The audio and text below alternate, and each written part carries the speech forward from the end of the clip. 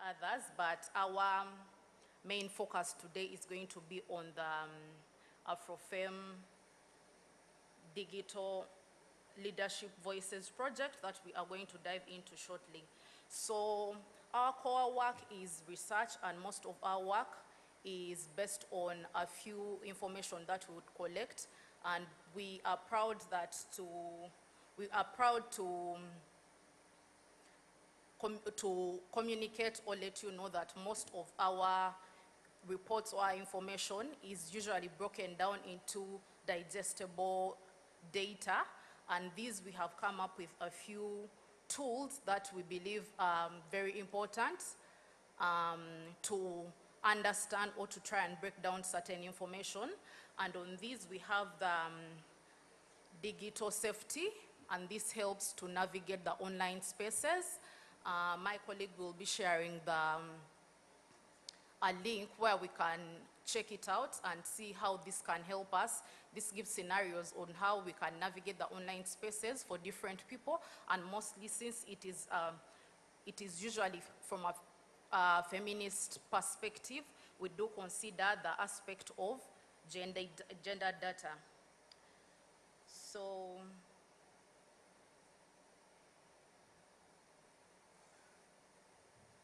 moving on to some of the projects that we work with, we have the Vote Women. This focuses on women in politics, and we try to come up with tools or ways on how they can navigate the online system using the different skills that we are able to present to them. This has been going on for the past 3 years, and we do engage with them to try and equip them with the different skills that they can use to be resilient when navigating the online spaces. As we know, this is most of the either campaigns or interactions with these women are usually done online, so it is really important for us to also seek for a safe space and also teach them or equip them with tools that can enable them to navigate the online spaces.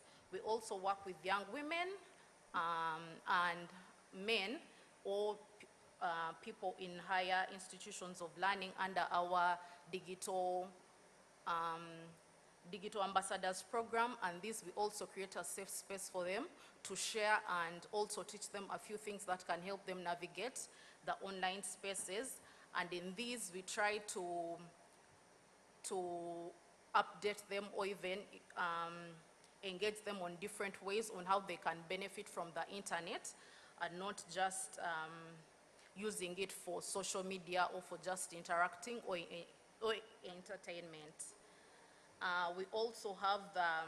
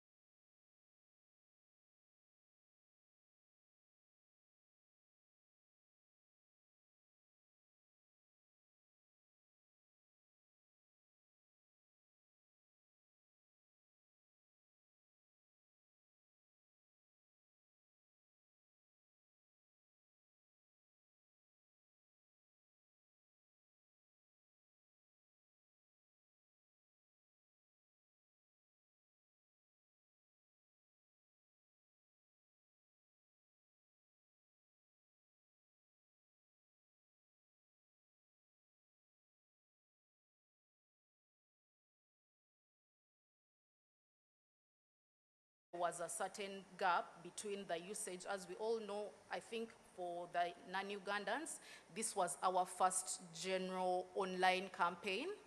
And a lot of, it really masked a lot of, unmasked a lot of aspects in regards to the use of the internet.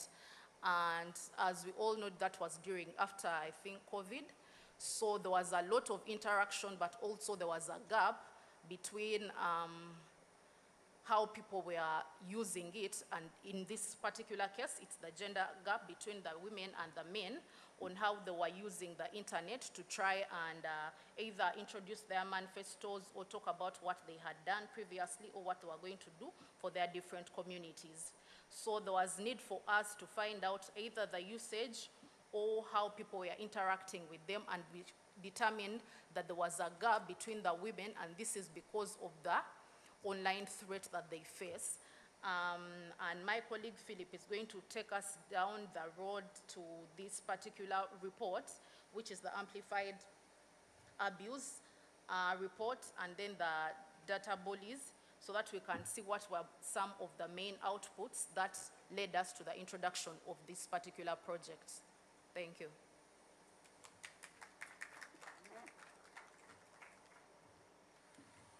Thank you so much, Annex. Hi, everyone.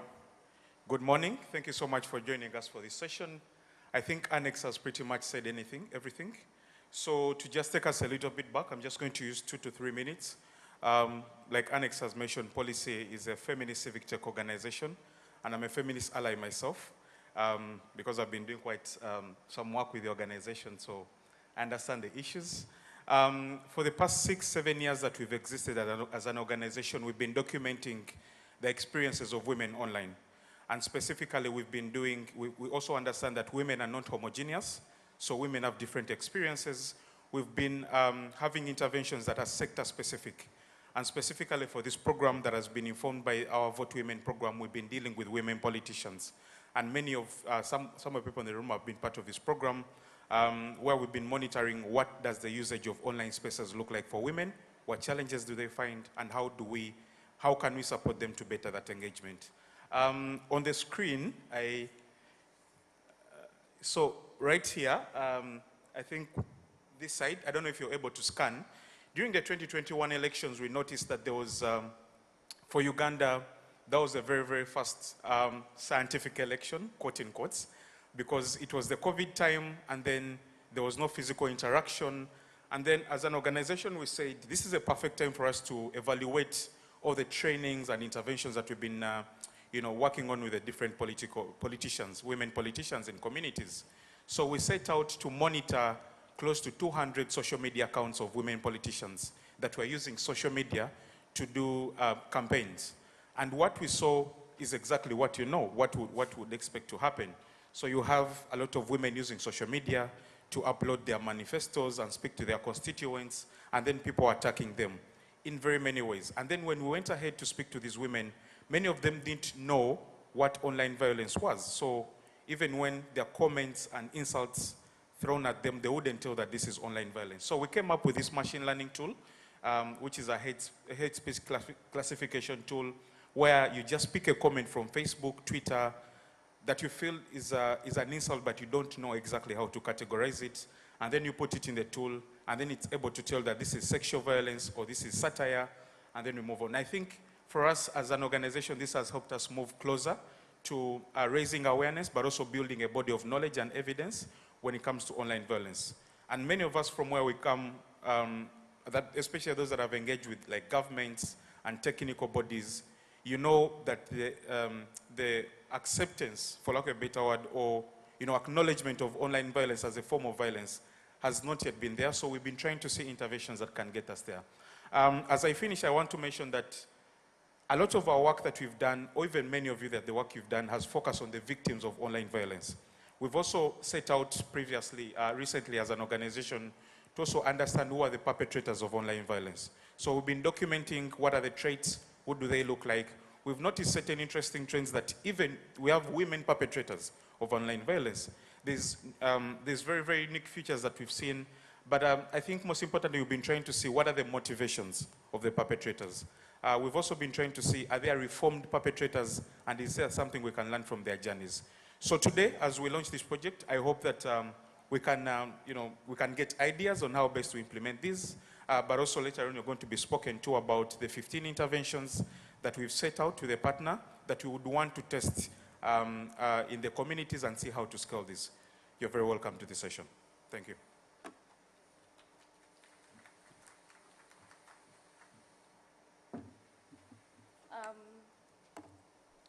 Okay, can you hear me? Oh, I'm short, my apologies.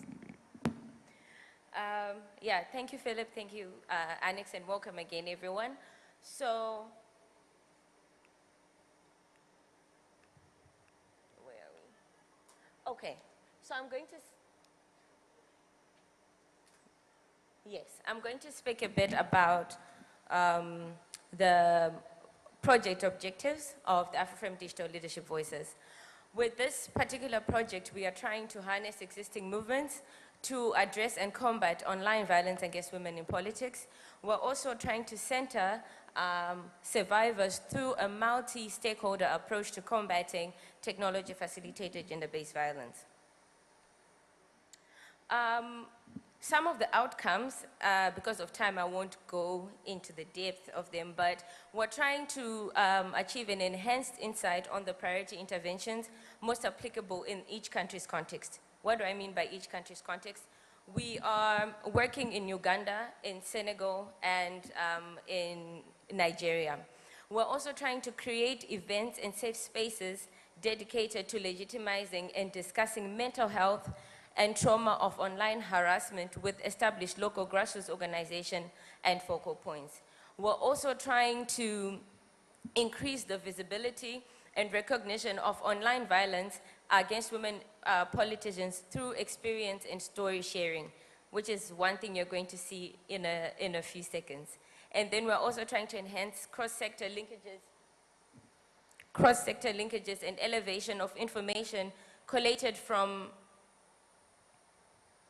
knowledge exchanges. We're also trying to promote and increase diverse representation of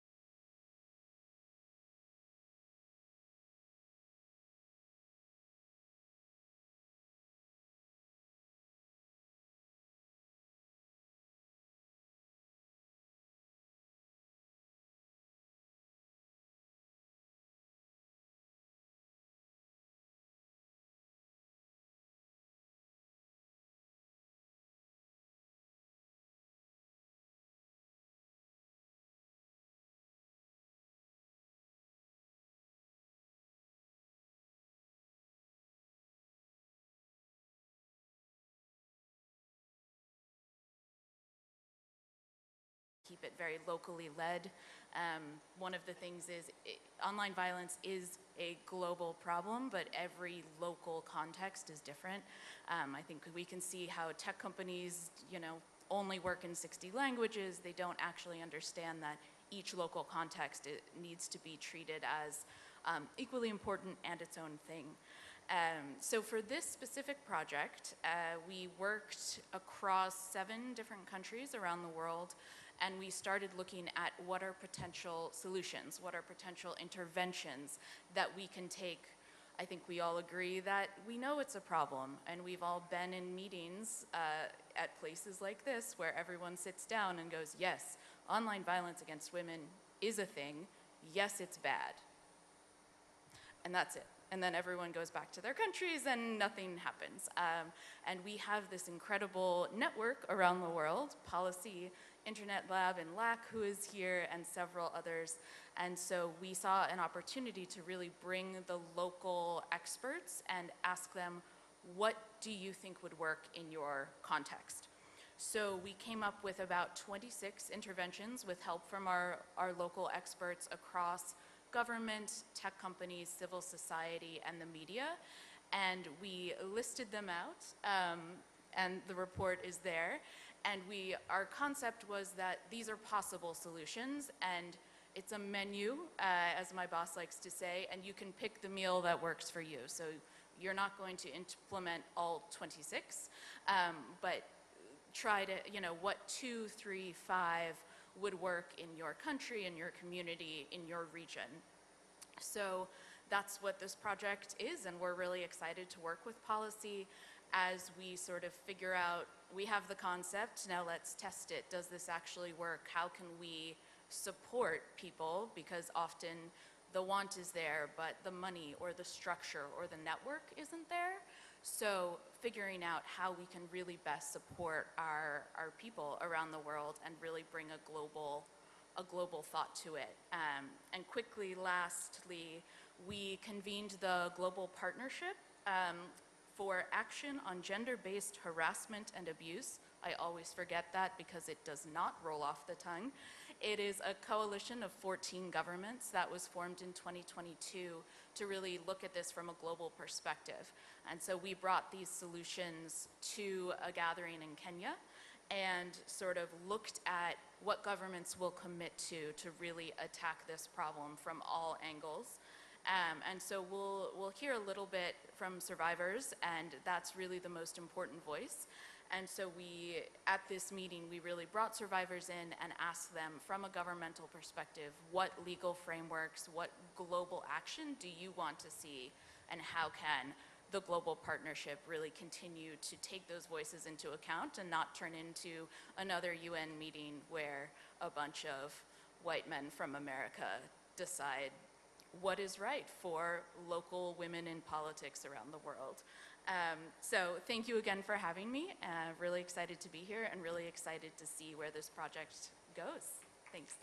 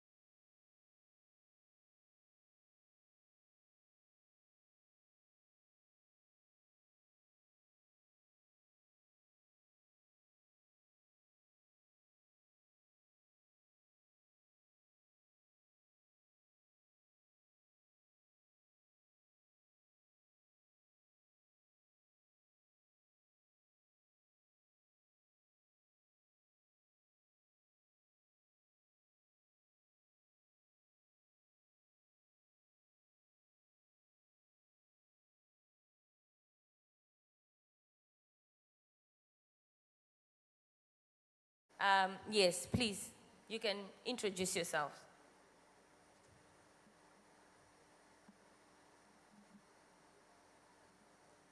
Allô? Vous m'entendez? Bonjour à tous. Je me nomme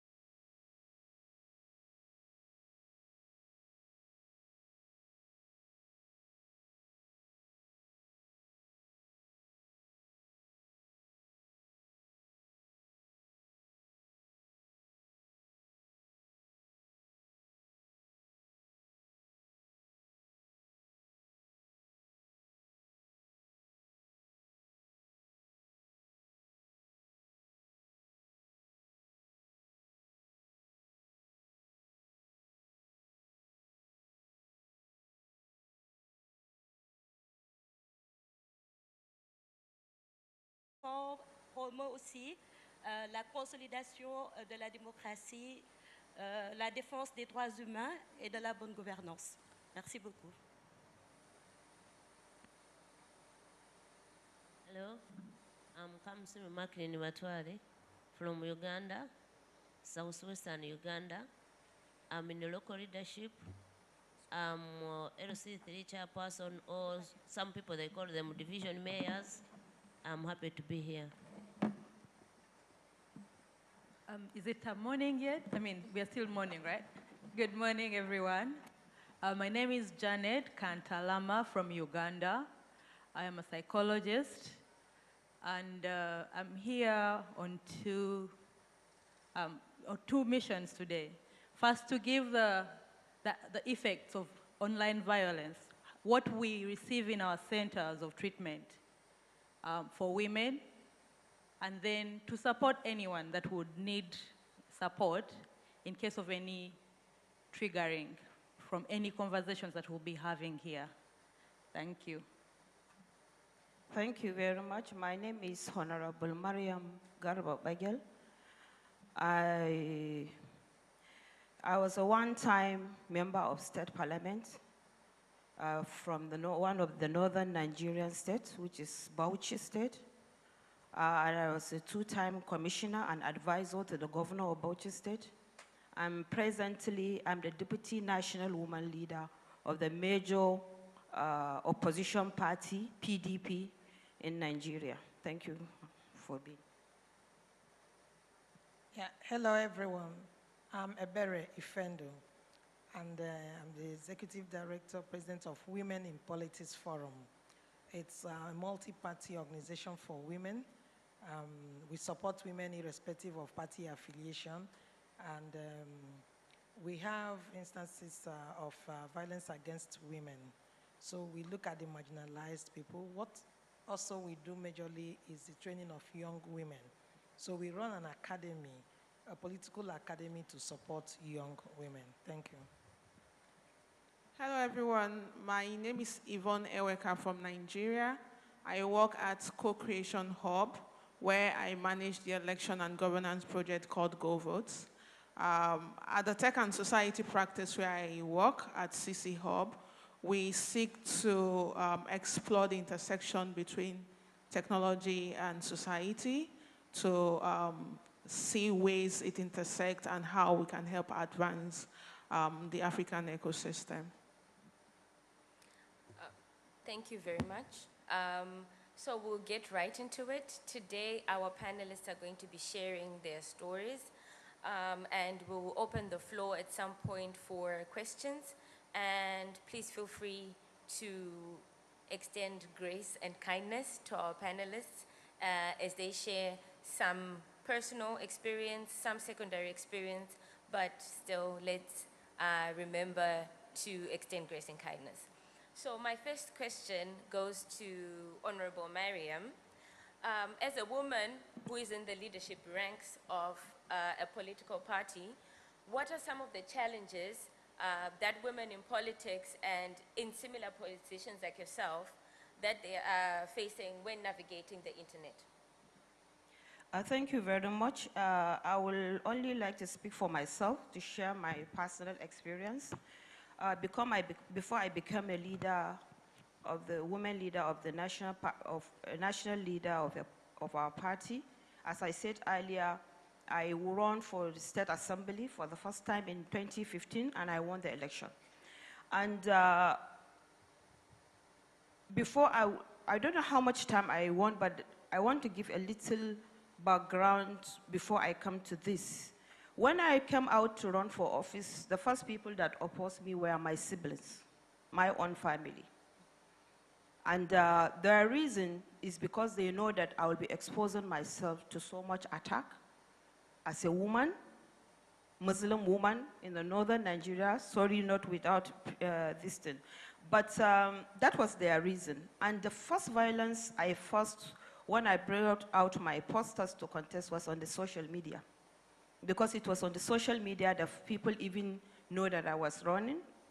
And all gender, all violence against women are gender-based.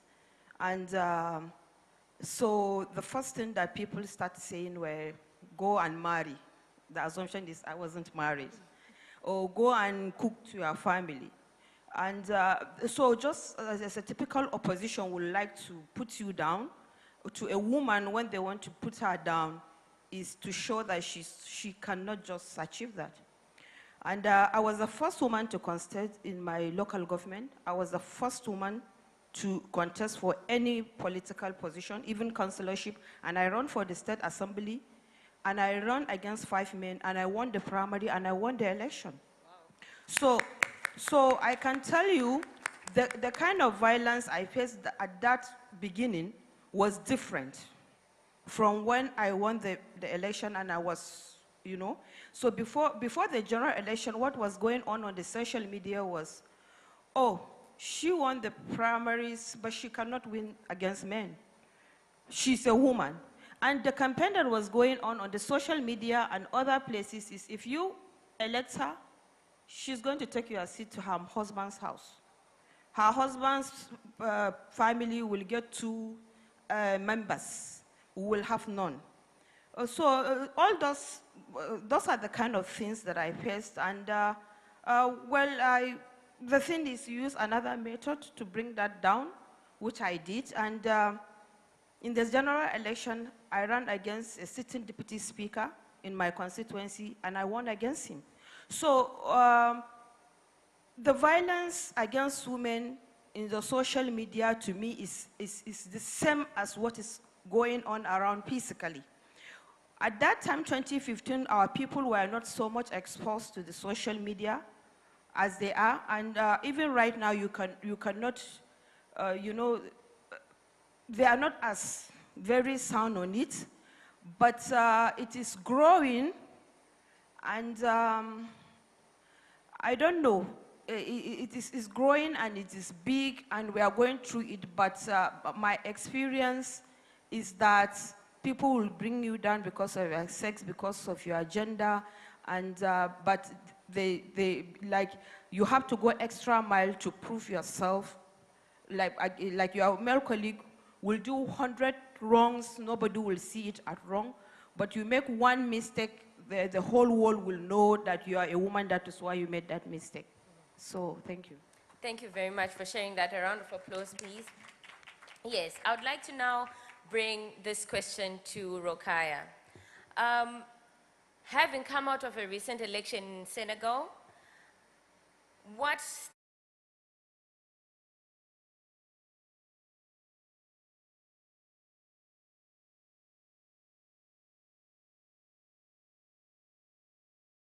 against online violence, especially during elections? Over to you, Rokaya.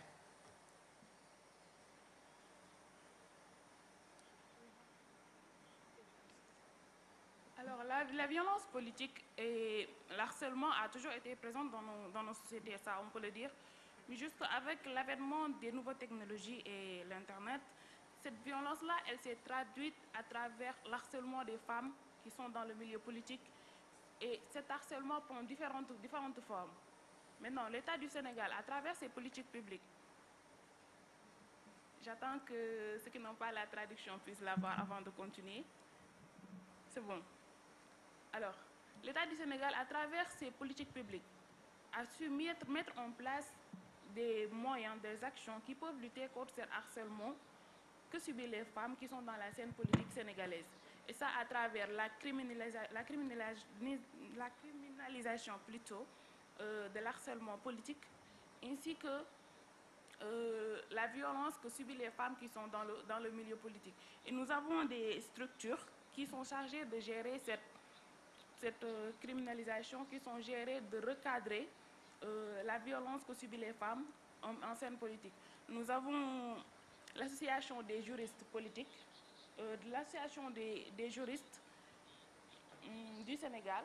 Nous avons aussi le ministère de la Femme qui a une ligne verte où toutes les femmes qui subissent l'harcèlement ou la violence politique au Sénégal peuvent s'y adresser afin qu'ils puissent avoir un soutien moral et aussi que ceux qui fassent cet harcèlement puissent être poursuivis. Nous avons aussi la CDP plutôt, qui gère le même travail. Maintenant, pour garantir ces actions-là, il faut qu'il y ait un travail de suivi. Et ce travail de suivi aussi, c'est la partie où les politiques publiques peuvent intervenir à travers le maintien des lois qui ont été votées pour que les femmes puissent être protégées. Au Sénégal, nous n'avons pas cette habitude, je peux dire, de voir une femme dans la scène politique sénégalaise et nous sommes souvent victimes d'harcèlement vis-à-vis de cela parce que nous sommes une société qui est assez conservateur par rapport à certaines normes. Et le fait de voir une femme à la tête d'un parti public ou une femme leader, des fois ça peut en choquer certains et d'autres le traduisent à travers l'harcèlement, la violence en quelque sorte. Voilà.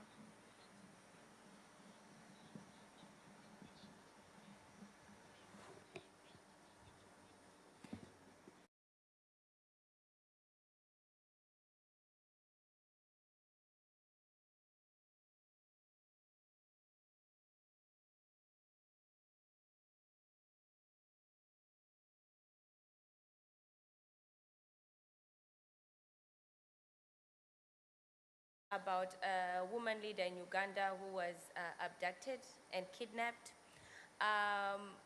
and it was based on her online activity. What are some of the trends or cases in Uganda stemming from internet activity that are affecting women in politics? Okay, thank you. I think there are very many, and I'm happy you are coming out with some interventions because it is becoming too much. For example, very soon we are joining politics, but it's like no woman now is interested. When you say, can't you join politics and maybe you fight for this election, they will say, these things are for you, marketing for us, we cannot be abused. So it is becoming too much. And some of us who are just in politics sometimes also fear. Because if I'm to use my example, as I introduced myself as a division mayor, usually people believe that that position is for men only. So when I came out as to become the division mayor, almost everyone was abusing me, including even the woman, including even, the women. Because they believed you cannot be a division mayor or LC3 when you are a woman. And what surprised me, and the most thing I faced, when I put just my photo on some of the platforms, people were commenting, that is a dangerous woman, that woman you cannot manage. And the unfortunate part of it, in that season, my husband had married another woman. So everything was surrounding there. That's why even the man married, because you cannot be a woman and then you become a division mayor. So most women are facing such a things. In fact, you heard of that story because it is maybe someone who's in top position, but the local women, what they are facing is too much. Because just your photo on a forum, instead of commenting on what you have done, they will start commenting on your figure, they will start commenting on then they divert you. So it is becoming a problem, and I don't know what we are going to do because the world is going digital. We cannot maybe ignore it, but there is much as women in leadership. We need much to make sure that we sensitize these people, we sensitize the whole, whether all men and women, because women now, they fear, even if you have like something to say, sometimes you fear to comment because you are fearing the answers that will be given. Even if you have done something and you want maybe to know that you have done a different project, the comments will not be commenting on the project you have done. They will start commenting on what you are addressing. They will start commenting, you mean the one in Kampala?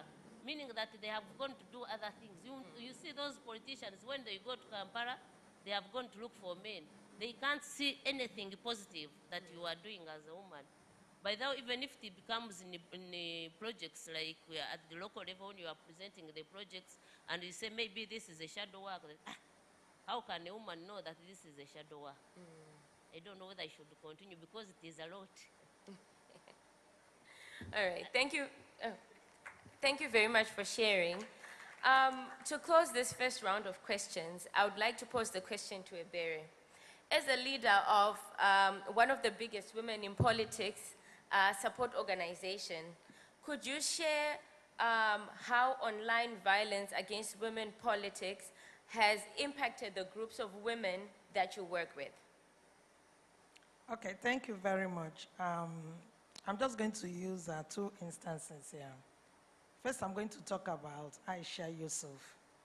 Aisha is a frontline politician, an activist, and one of the champions of Bring Back Our Girls. Almost every other day on Twitter, that's X, and every WhatsApp groups and stuff like that, Aisha is being attacked. They will attack her from her family background. They will attack her from different angles. But in her case, she's one I see that is equal to the task. Because instead of running away like they expect her to do, Aisha is fighting back. But she's one of those rare women who could fight for themselves. Then we have Loretta Onoche. Loretta served as an essay to the last president. She tried to do some good works, but no one acknowledged her. You will always find them when she puts out something important, they will put out her picture where she was having palm wine in her community, and they will call her a drunkard. And then they will tell her she's old. You are too old to do what you're doing. You are this, you are that. But she's also a strong woman. But there's another young woman. I won't mention her name, so I don't stir up a controversy. But she got to a point where she put out a tweet and she was begging, totally begging, for her mental health, that they should please stop abusing her. Because, you know, she got to a point that her kids already started growing, and they are also on social media. And they are reading only negative things about her. And, you know, constantly trying to talk to the children, look, I am not who they are talking about. That's not me. You know, so that, you know, led her to depression. She had a mental breakdown that she had to come out publicly to plead and say, please spare me this online violence. So, but for some of us, for me personally, I won't say I've experienced it because maybe it came my way and I didn't realize it was actually violence at that time, okay? Yes, but yes, physically, you know, you can say, yes, I've experienced it. But the online version, as at the time, you know, I experienced some of those things. I didn't even know what, you know, online violence meant. So I didn't know that they were, you know, attacks actually against me. But it's important that, you know, we get female politicians to understand this. I can mention so many of them who left social media. And you can't be an active politician when you are not on social media. So it's a big burden. Thank you. Thank you very much for sharing. I would like to commend you all for sharing your experiences. It is truly a sad state for women in politics currently online. And as we have heard from the panelists themselves, the space for civic participation of women in politics is really shrinking.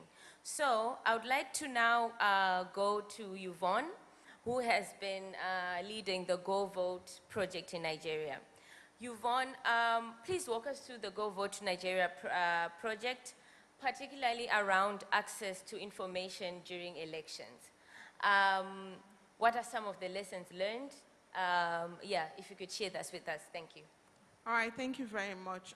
The GovVote project started in 2019 when we realized that information about the elections in Nigeria were not so accessible to citizens. So we decided to use our civic tech platform called GovVote to simplify election information to get marginalized group, which are people with disability, young people and women, to actively participate in the process. And this we do through different mediums online. And we also recognize that it's not everybody that is on the digital platform. So we then came up with an electoral champion program for grassroots participation. So we have electoral champions who have been trained to go to the grassroots to do advocacy and also just civic education for people to understand how important it is to get involved in elections and governance. And also, because we also know that internet connectivity is still very poor in rural area, we adopt low-tech tools to engage people in the rural area, specifically radio programs, to communicate to our grassroots audience. Yes, the importance of technology can't be overemphasized in terms of how it can help push election campaign in the right direction. But also, like, what we have, lessons we have learned from our engagement is, specifically about women, is there's a lot of cyberbullying, trolling, and stalking of women during election, before election, and post-election. For instance, women participation is still very low in Nigeria. For example, in the 10th Assembly of over 400 representatives, we only have 17 women, which is a far decline from previous election cycle. And this bullying, attack, and trolling online has discouraged most women for using those platforms to engage their audience, to be able to canvass for their votes. So what we now see mostly is they have like social media influencers or managers that manage their accounts for them, which also is driving a lot of misinformation and disinformation, because it then becomes like a political war. It's your word against the next politician's words because you want to get your vote. So it's about the vote, not necessarily because you want to, I'm being careful about my words. So there's a lot of political talks that go online as a result of using influencers to manage pages for people who are contesting election, irrespective of whether they are male or female. But also we have seen that social media use for campaign has not been so favorable for women because of this cyber stalking and bullying. Then what we then do is just come up with short videos, infographics, to educate people on why using technology is important, but we also need to use it ethically for our collective good. So social media has been a very good tool, but women's voices have not been at par with men in terms of using digital platform for election campaigns. So I'd like to stop here. Thank you. Thank you very much for sharing that. I think what you've only shared with us is really what is happening for most women in politics. In our studies at Policy, we discovered that behind 80% of social media accounts of women in politics, behind that account is a man. Controlling, or not really controlling, but responding to the trolling. So you can imagine how that transcends offline. I would like to now extend the question to Ndeye, as someone in media and someone from Senegal coming out of an election. What recommendations can you provide to help combat online harassment and misinformation against women in politics? Over to you.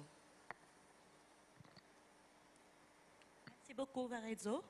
Donc aujourd'hui, les recommandations que je pourrais faire, étant une femme qui traverse qui, à travers les médias, fait toujours son plaidoyer pour lutter contre le harcèlement en ligne et la désinformation à l'encontre des femmes politiques. Et dans un premier temps, il faut sensibiliser le public sur tout ce qui est harcèlement en ligne et désinformation. Excusez,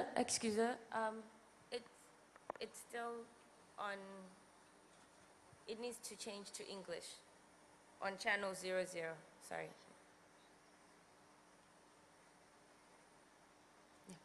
It's okay. Donc je disais, la première recommandation que je ferai, c'est de sensibiliser le public sur les dangers du harcèlement en ligne et la désinformation. En faisant quoi? En mettant en avant le respect des femmes en politique et de leur liberté d'expression.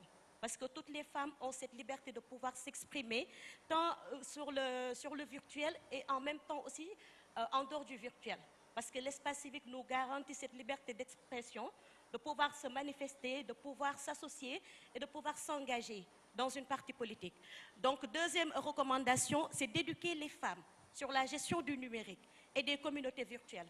Parce que c'est très important. Sans l'éducation, sans une bonne formation, ces femmes ne pourront pas s'assumer et s'assurer aussi un avenir politique. Comme troisième recommandation, je dirais renforcer l'éducation numérique. En faisant quoi? En incluant des modules sur la vérification des sources et la lutte contre la désinformation. Tout à l'heure, j'avais une discussion avec mes collègues. Je cherchais des structures étatiques qui, au Sénégal par exemple, pourront s'assurer de pouvoir gérer la vérification des faits. On n'en a pas beaucoup. On n'en a apparemment qu'une seule et d'autres associations qui ont du mal à faire le travail comme il faut. Donc ça, il faut le faire. Il faut s'assurer de pouvoir fournir à ces femmes-là une bonne plateforme, un espace où elles pourront s'auto-éduquer elles-mêmes ou bien bénéficier des formations à travers des modules.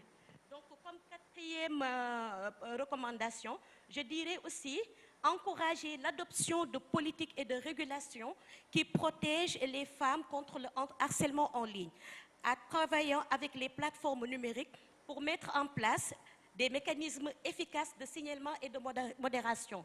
Une femme aujourd'hui qui subit un harcèlement en ligne doit pouvoir avoir accès à des plateformes où elles pourront signaler tout abus ou bien tout harcèlement qu'elles ont subi en ligne. Donc, comme cinquième plutôt, recommandation, donc j'insiste encore sur encourager la participation active des femmes en politique, en promouvant la diversité et en mettant en avant leurs contributions et leurs réalisations. Il n'y a pas longtemps, lors des élections au Sénégal, on a eu une seule femme comme femme candidate à l'élection présidentielle. Donc aujourd'hui, moi, à mon avis, elle n'était pas assez encouragée. Tout ce qu'elle a réalisé, les actions où elle a pu contribuer en tant que femme politique n'étaient pas mises en avant. Personne ne savait que cette femme faisait partie d'un autre parti politique et qu'elle occupait là-bas un poste quand même très important. Donc on parlait du fait qu'elle était entrepreneur, qu'elle avait déjà eu à avoir des soucis sur un autre domaine, alors que dans le milieu de la politique, elle a déjà fait ses preuves.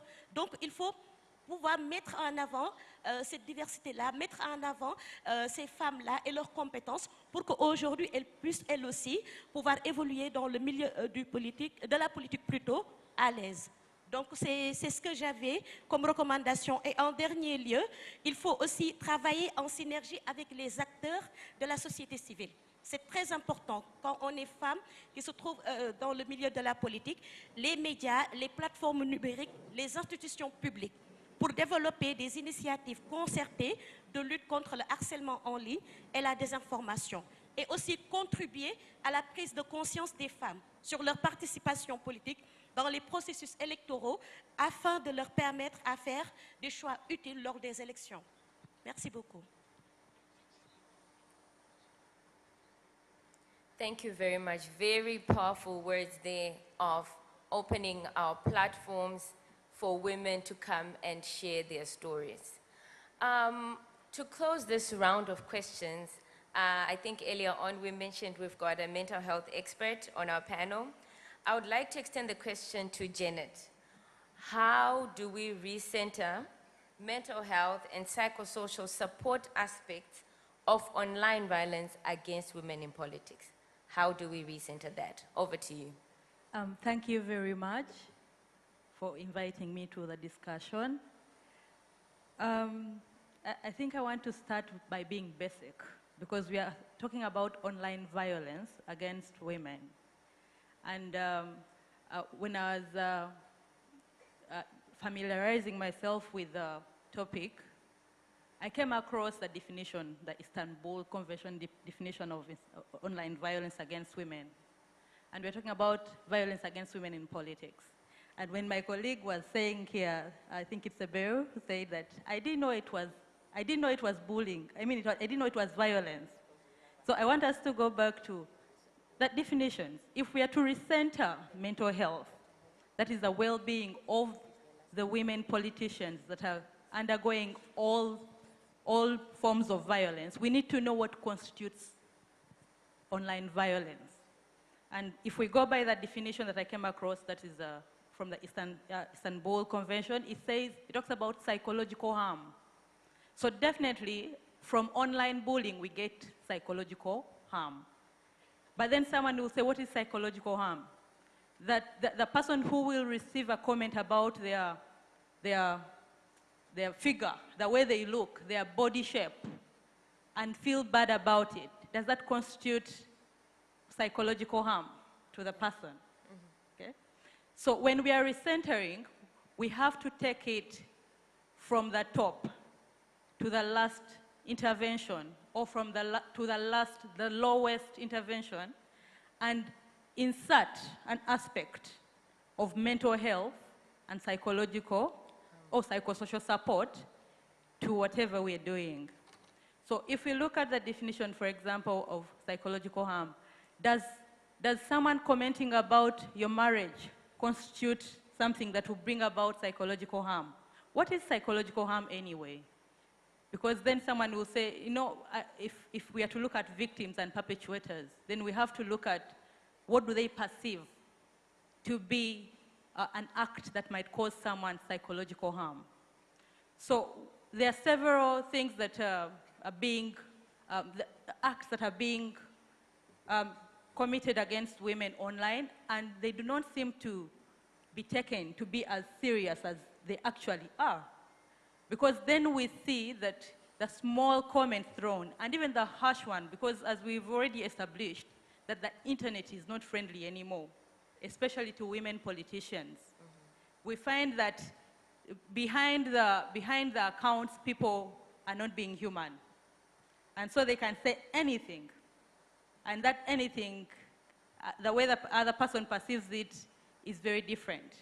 So when we look at the harm that can come from there, it is enormous.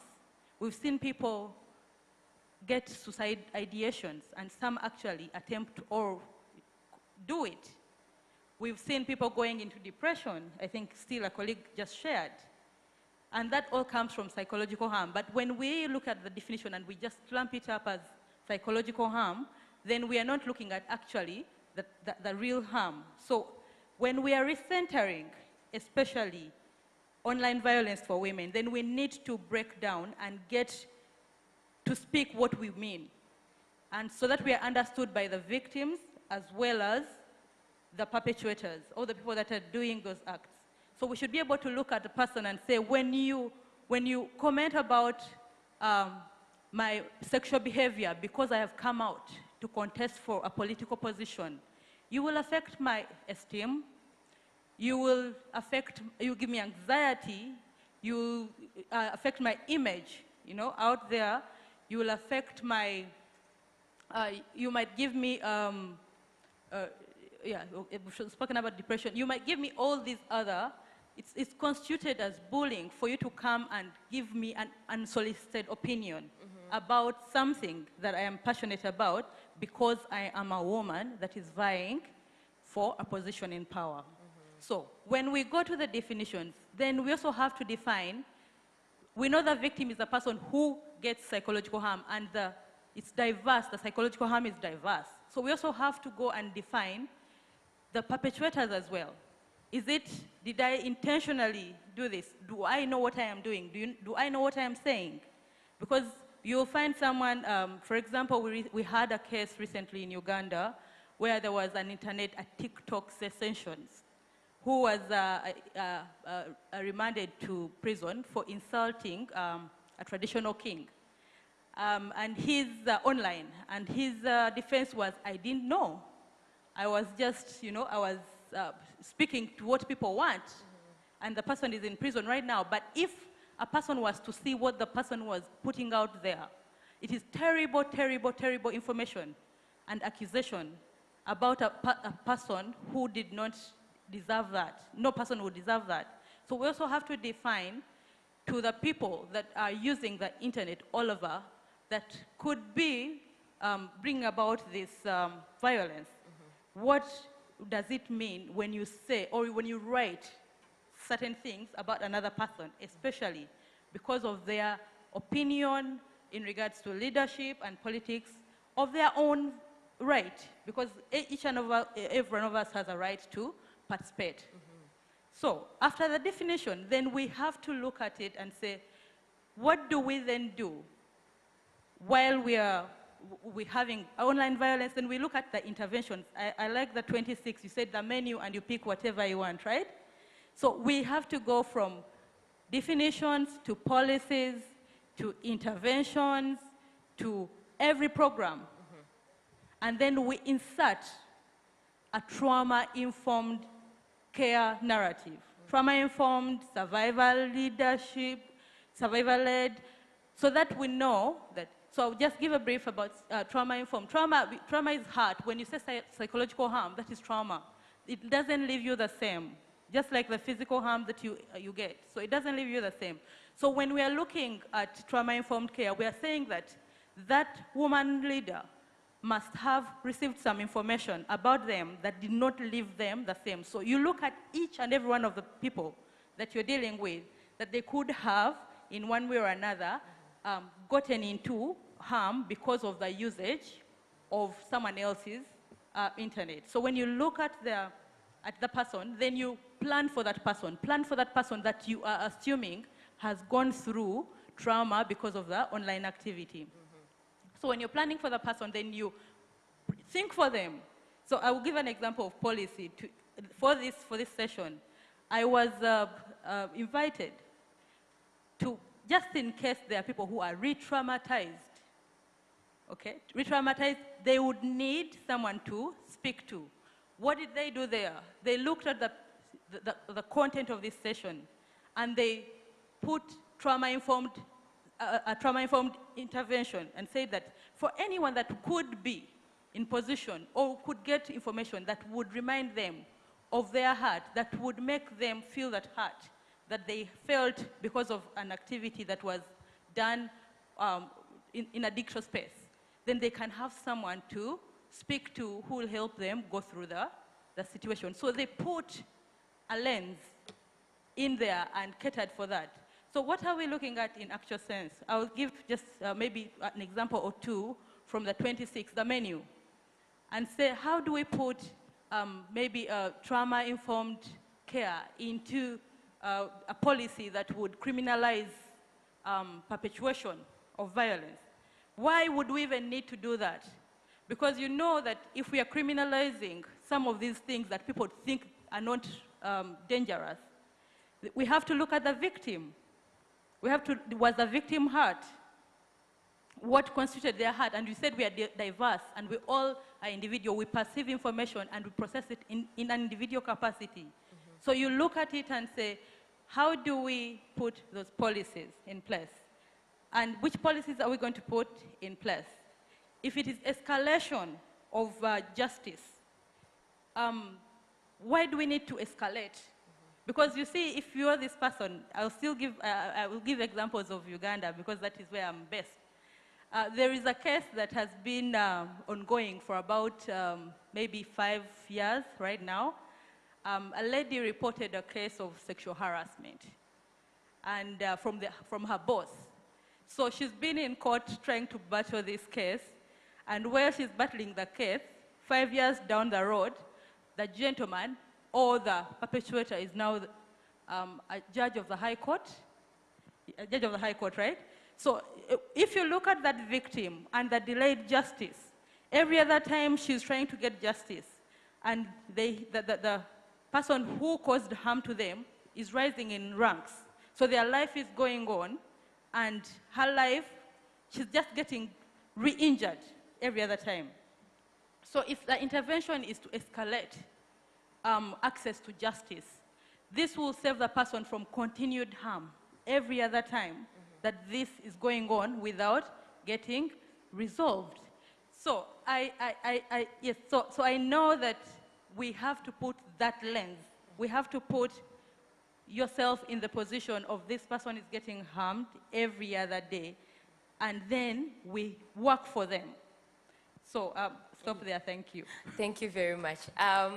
Our time is now coming to an end, but as the last thing, I would like all of you to just say in either one sentence, what should be the first and immediate intervention to support women in politics and contribute to ending violence against women in politics? If we could all have one sentence from all you panelists. Yes, starting with you, okay.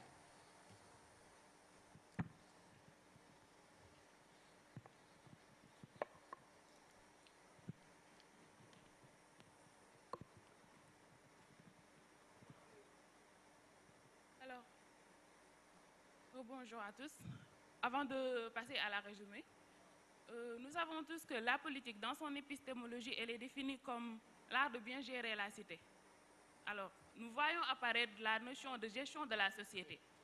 Si l'on part de cette assertion, on voit que la notion de genre, elle n'apparaît en aucun cas. Je m'explique. Celui qui est apte ou pas à gérer la société. Malheureusement, le constat est qu'en Afrique, l'homme, avec un grand H, je veux dire, a toujours su faire de la politique une chose qui est réservée à la gente masculine. Et les femmes ont toujours été mises à l'écart. Et ça dans des périodes et des espaces assez différents. D'où aujourd'hui la pertinence de se pencher sur l'implication des femmes en milieu politique africain. Si je prends par exemple le cas d'espèce du Sénégal, le débat sur la présence des femmes en milieu politique a ressurgi après la publication de la liste du gouvernement du Premier ministre M. Ousmane Sonko. De nombreux organismes féminins et plus de 250 femmes ont signé une pétition pour inclure les femmes dans les instances de décision publique pour un gouvernement véritablement démocratique. Si je me permets, juste un rappel, sur 25 ministres et 5 secrétaires d'État, il n'y a eu que 3 femmes qui sont nommées. Et mon collègue l'a dit tantôt,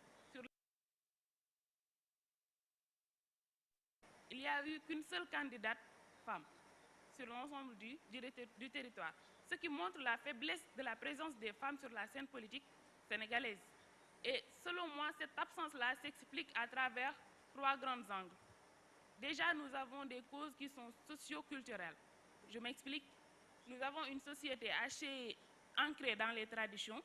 Par exemple, j'ai eu à travailler dans une société au sud du Sénégal, en Basse-Casamance, là où j'étais confrontée à un problème.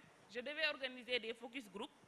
Malheureusement, une fois sur place, quand j'ai rassemblé l'ensemble de la communauté, l'ensemble de la population, il s'est trouvé que les femmes ne participaient pas. Il n'y avait que les hommes qui parlaient.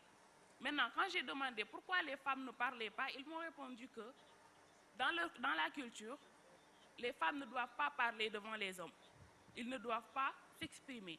Alors que nous, on était là pour faire un focus group, pour qu'ils puissent parler de leurs besoins.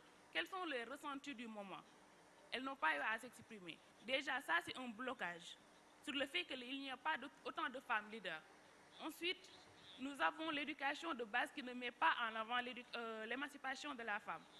Et en dernier, je pense que l'une de nos collègues en a parlé tantôt, le manque se traduit par le désintéressement de la politique.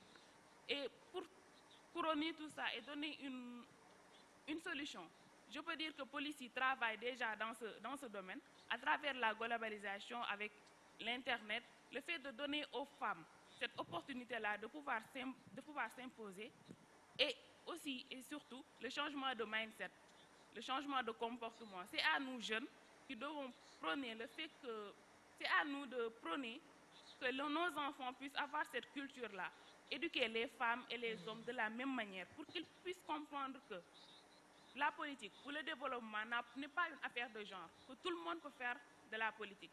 Et ce changement-là, il dépend de nous, la nouvelle génération. C'est à nous d'inculquer ces valeurs de transformation-là. Thank you very much. Education as a first intervention. Yes, over to you. Our time, we have run out of time, but if you could please just finish to our dear organizers, and then we are almost done. Thank you. D'accord, donc je pense que là, je vais être vraiment brève. Donc l'intervention immédiate, ce serait vraiment de soutenir les femmes en leur octroyant une assistance juridique et psychologique. C'est très, très, très important. En fait, en leur attribuant cette assistance-là, elles auront un accès rapide à des conseils et à des services de sécurité. Toutes les femmes publiques, politiques qui seront vraiment victimes de harcèlement en ligne et de désinformation. La première chose à faire, c'est de leur offrir cette assistance-là. Et deuxièmement, il faut aussi élaborer des lois et des politiques claires, vraiment claires et concises, qui criminalisent explicitement la violence en ligne contre les femmes en politique. Et aussi mettre en place des politiques au sein des partis même. Au sein des partis, instaurer des politiques pour traiter ce problème-là, qui est un vrai fléau. En plus, il y a aussi l'aspect formation et sensibilisation, l'éducation qui revient encore, qui est vraiment crucial. Il faut organiser des programmes de formation, encore et encore et encore. Comme l'a dit ma collègue, police s'en charge déjà, mais il faut qu'on s'y mette à tous. Et c'est un rappel que je fais. Il faut qu'on s'y mette, parce que si on intervient sur ça, la formation et la sensibilisation, ça nous permettra de fournir des compétences pour aider ces femmes-là à se protéger.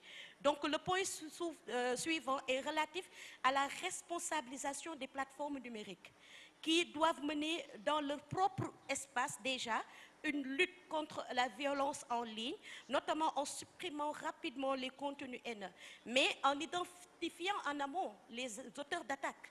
Parce que supprimer comme ça et laisser les auteurs d'attaque libres de leur mouvement, c'est ce qui va leur permettre de pouvoir recommencer. Et le dernier point, c'est l'inclusivité. Encourager une plus grande représentation des femmes dans les sphères politiques et promouvoir une culture politique qui valorise la diversité et l'inclusion.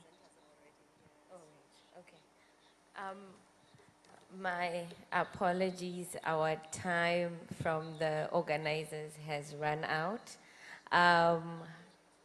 Yes, however, I hear the presenters from the next session, so we can quickly what the first recommendation is, and then we'll clear the room. Yes. Very important again to have such interventions, because I believe when we meet here, like as we are meeting, we learn a lot and can somehow reduce on online violence. In fact, that's why I appreciate policy, because through interventions, really I've learned how to deal with online violence, and especially to learn what to share on a group, because you share something you feel you will comfortably defend. So, and I believe with such intervention, they should start from the local level up to the national level, because the challenges we are facing are completely different. Yes. If I'm to give an example of recent, they sent someone putting on a swimming costume. And if it is in a town like here, it is somehow okay, people don't talk about it. But a girl putting on a swimming costume in my area, they say, can this one present people? Because they feel you have done something wrong. So it depends, as we look at these interventions, let them structure them from local level up to the highest level. Thank you. Yes, Janet, quickly. Mine would be creating awareness on what actually the effects of online violence are to the people that are victims, and what is available, what is available for them. So creating awareness about the effects and then solutions, and so that people can get help that they need. Yes. And lastly, kindness. This is a call to everyone else to be kind, because we don't know what that comment that you're giving out there will change about another person's life. Thank you very much. Thank you. Honorable Mariam? Yeah, thank you. I think first to me, there should be awareness by both the perpetrator and the victim and the general public to know what that those things are violence, and then there should be penalties and sanctions.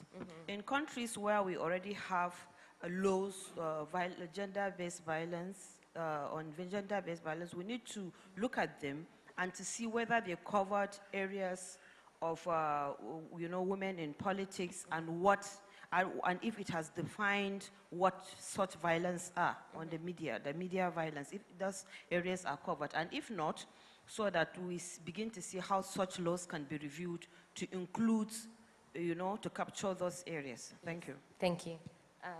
Ebere? Yeah, for me, I've asked the young women in politics to be more active, using the social media. So the essence is that when we discover such violence, we all attack it and then change the narrative to suit us. So that's what we have put in place here. Thank you. Yes, Yvonne? All right, thank you very much. Technology has come to stay, and in Nigeria, women constitute like the largest voting bloc. So there is an urgent need to reskill and upskill women with digital skills that they can use to effectively participate in politics. Also, we have a program called Safe Online that walks you through how you can stay safe online, whether you're a man or a woman. And also, I feel like before we post and share information, especially forwarded WhatsApp message, you need to stop and think to verify how true the information you are sharing to the next person is, to help curb misinformation, because WhatsApp is one of those platforms that is used to perpetrate some of these issues that we are talking about. And also, I feel that there is an urgent need for women also to support women, because if you go online and see the trolling and cyberbullying that goes on, a lot of women are still perpetrators. So while we upskill them with digital skills, women should also stop and think and verify the information you are sharing, and also know that one day as a woman, you might wake up and say you want to contest political position. Would you love what you are doing to your fellow woman? Thank you. So us at CC Hub, we are non-political. We are just a social impact organization. Thank you. Thank you, everyone. We are short of time, but I would like to extend my deepest gratitude. Thank you very much for allowing us to launch AfroFem Digital Leadership Voices at DRIF. If we could please have a round of applause. And in our various organizations, if we could please extend platforms for women in politics to share their stories at big events such as this. Thank you very much. Hello.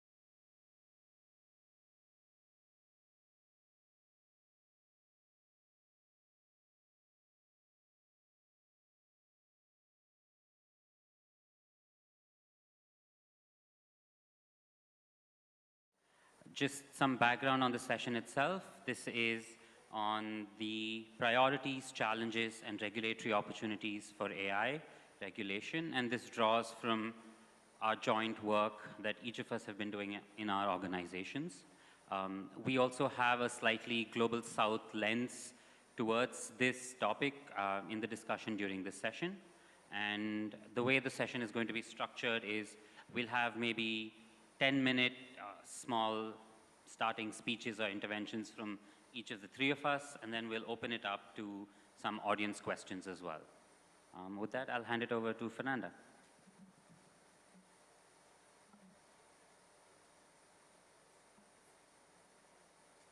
Okay. Hello, everyone. I am Fernanda. I am the Director of Research and Development at Internet Lab, a think tank based in São Paulo, Brazil. And it is so nice to be here with you in this connection, looking at South-South relationships. And I think it is important to thank you for being here, almost at the lunch time, so thank you. And I think to start, it is important to think a little about how we have been defined at the last moment.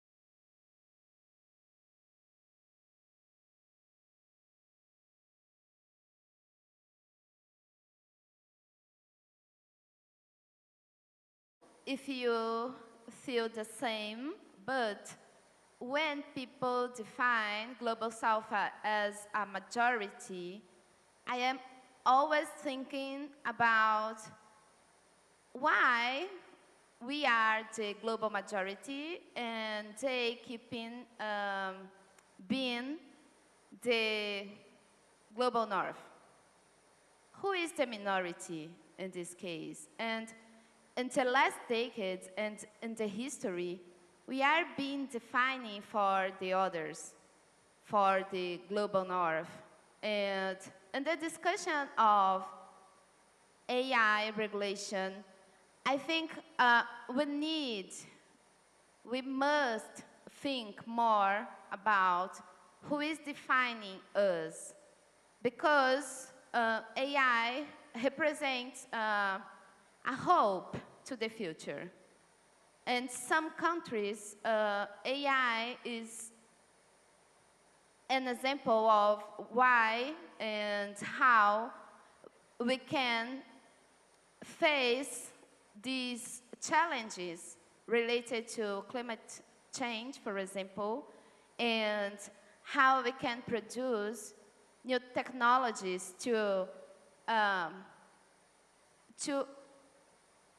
change the world, to face the divide, social divide. So one of the topics that I think is very important, it is when we talk about AI, we need to talk about data.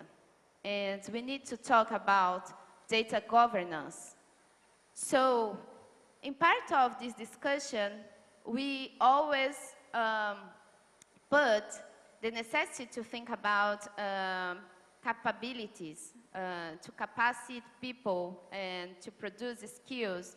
But part of this discussion ignore that when regulation is applied in some countries, we don't have regulation in other countries. And in this balance, countries from Global South is treated as a way to try to experiment technologies. And in the case of facial recognition, for example, if we have some really high regulation to not allow it in countries from Europe, for example, in countries as Brazil and others, we are living a moment that facial recognition is used everywhere, at public schools, at hospitals, at banks, and in public security. So we had the experience to see when internet was created, and the hope that internet brought to marginalized groups, marginalized countries. But now we know that it wasn't possible to construct a world where internet will produce a revolution if we don't face the inequalities in general. So maybe we are watching again a technological revolution, but if we don't think about what means to live this revolution when we live at the same time the authoritarian governments starting in different countries, in different regions, we won't be capable to do the things in a different way, to construct a democratic and ethical way to think about AI and to think about regulation in different countries. We need that global north put themselves as responsible for facing this problem with us. It's not only a problem of global south. Any country can be seen only as a country with data. We are not only data, we are persons with histories, with necessities. And to finalize, I will bring an example. In Latin America, in Argentina specifically, in the last month, we knew that a company was paying people for biometric data, and people were selling the biometric data to live, because Argentina lives now an economical crisis. So people receive an amount in dollars to sell this data of the eyes, and it was insane because in Brazil the same thing is happening, and anyone is looking at this problem, and it's like, okay, it's not a problem because these people understand what is happening, and their bodies are their bodies, so the rules allows them to do what they want to do. But how can we talk about consentment when we face this crisis in countries as Argentina, but not only Argentina? Entonces, so how we can make the difference in this moment? I finish with it. Thank you. Thank you, Fernanda. And I think, especially what you pointed out about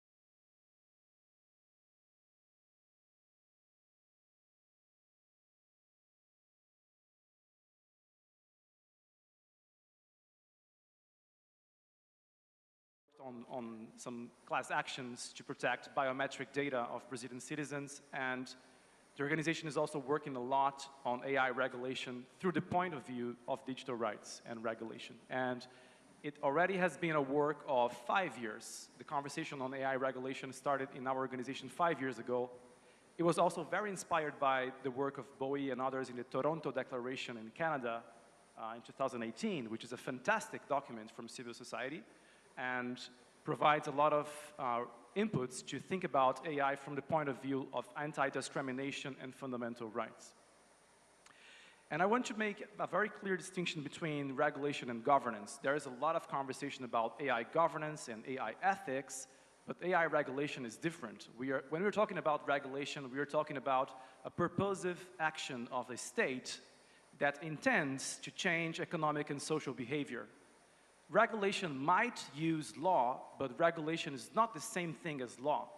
Regulation might tackle incentives, regulation might tackle privacy, regulation might tackle affordances of technology, and law can be one of the instruments of regulation.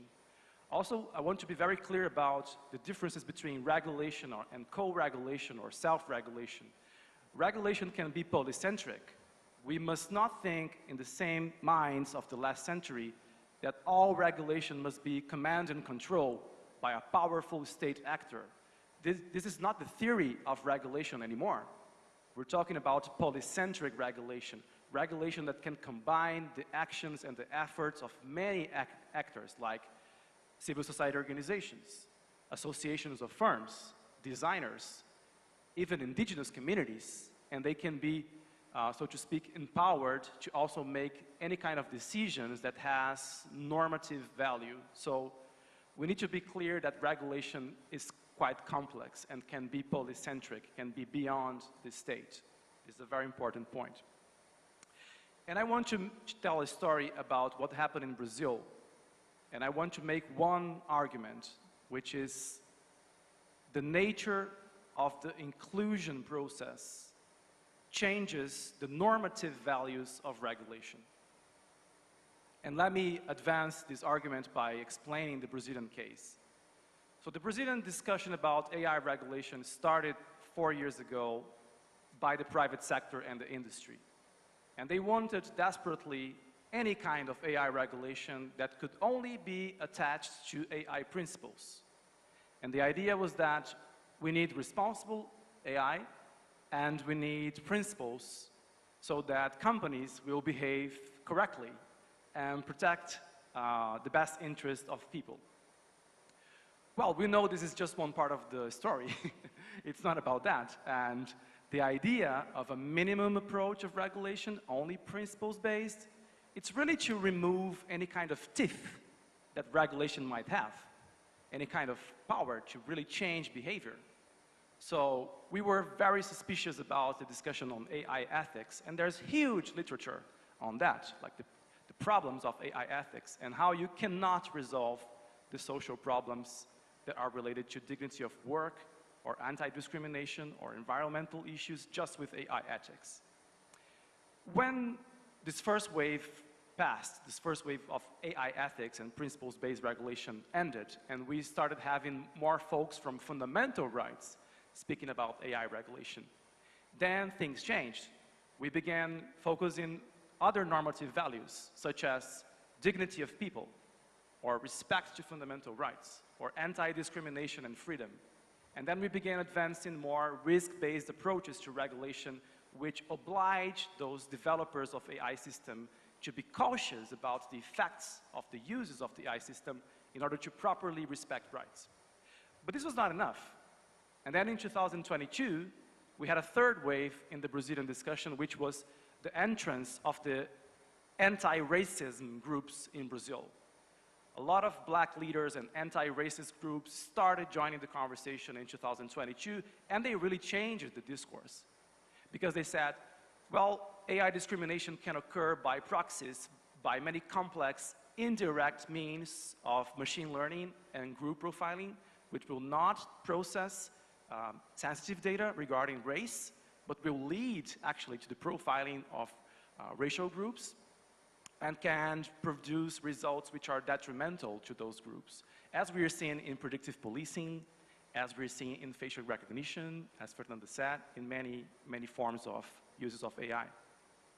And this was very important because when those groups were part of the conversation, they were including another normative value in AI regulation, which is we want to defend an anti-racist society. There cannot be a democratic society in Brazil if racism persists, if algorithm discrimination persists. And then we had the fourth wave now with the listening to the indigenous communities in Brazil. And I don't know if you know about it, but many people think that Brazilians only speak Portuguese. It is not true. We have more than 200 languages in Brazil of indigenous communities, and we have more than 300 indigenous communities and peoples which are traditional people before the invasion of Portugal in Brazil that are occupying the land and are the folks there. And when they were included in the conversation for the first time, which was last year, then they said, well, AI regulation should respect the different cosmovisions of the different communities in Brazil. And we should not apply Western rational thinking to AI. Because for an indigenous leader in Brazil, a river is not just a flow of water. A river might be his grandfather. It's another cosmovision of resources, of living things, you know? And this changes everything, because you cannot simply reduce things to objects that might be extracted and then used. And this goes to my point, like, I think the Brazilian experience shows that a true process of inclusion of those groups in defining what needs to be regulated really changes the normative values of regulation. And I fully agree with Vinay, and we're discussing this a lot. Global South countries must not be reduced to thinking that the only approaches are the US one and the European ones. Those are not the only options. We have a lot of critical thinking, a lot of knowledge, and a lot of diversity of methods to think about AI regulation that we should develop together in a South-South cooperation. That's the spirit of the G20 and the Brazilian presidency this year. That's what we defend in Brazil. That we're eager to learn from people from Ghana, from people from Nigeria, from people from Kenya, from Bangladesh and India or Argentina, which is in a terrible situation, as Fernando said. But we want to learn from those peers. That's why this space here is really, really important for us. And thanks, Vinay, for the introduction. Thank you. Thank you, Rafa. I think especially what you mentioned about the nature of inclusion in the regulatory process also resonates with a session I attended earlier this morning hosted by the D-Center organization when they were talking about how we need to start designing products not just for the large majority, but for those who are especially most affected by the negative consequences of not complying with various things. And I think, you know, this also speaks to that from a regulatory perspective. With that, I'll hand it over to Boy. About 10 minutes. Your thoughts? All right, thank you very much. And thank you for asking me to join the conversation as well. I didn't know I was expected to, so, but it's good that I'll be able to, you know, share my perspective and also probably bring some reflection in terms of what I would describe like a Pan-African experience, in terms of what conversations we are having, in terms of what development we have seen. And I think a lot of what Raphael said resonated with me a lot because a key element of some of the conversation we are even having at the Digital Rights and Inclusion Forum, in some of the sessions we already had on AI, is also about decolonizing AI policies, decolonizing AI strategies that are being developed in our jurisdiction. And that's important because as we have seen in some of other digital policy conversations, it might not be effective for us to just adopt policy strategies that are developed for Western economy or Western society in Africa. And I'll give a clear example. Today in Africa, we are celebrating that we have a good number of countries that have now enacted a data protection law, right? But we also know for a fact that the existence of those data protection law has not necessarily led to an effective data governance ecosystem on the continent. I can list these countries one after the other, whether you're talking about Kenya, talking about Nigeria, talking about Mauritius, and other African countries that enacted the data protection laws. We have seen that while this law exists, the data governance ecosystem is still kind of in a mess despite the existence of this law. And if you look at many of those laws, they were largely derived from, trying to model it against the GDPR. The process was heavily supported by Council of Europe and all of that. But I think that what we are seeing in that context is that it is not enough to look for a good example or what is deemed like a great model and come and apply it verbatim, or even sometimes when we try to contextualize it, we must be willing to do more work in terms of contextualizing it to our realities and also think more broadly about what that would mean practically in terms of the governance model that needs to be applied. So if you bring the conversation into the AI system, so as at the year 2021, I recall that we were trying to, I did some work with the Center for Artificial Intelligence and Digital Policy in terms of writing the first AI policy index for Africa. And I did that work together with my colleague Tobekile and one of my other colleagues at the University of Pretoria at the time. So we wrote for Nigeria, Kenya, and I think South Africa was the third country. And one of the observations we had was that at that time, most African countries don't even have an AI policy or anything like a strategy in terms of what they want to do with respect to AI adoption on the continent. But between that time and now, a lot of African countries have come out to say this is what our strategy looks like. South Africa released its strategy recently, and the criticism to that is also that looking at the strategy, it doesn't look like something that is realistic in terms of how it's going to be applied or how it's going to be applicable to the reality of South Africans. And that is an important conversation to have. As Africans, we are under a lot of pressure to replicate what we are seeing happen in Europe, the EU AI Act, now Brazil is also about to, and there's always that pressure in terms of what are you doing as Africans, and what is your own,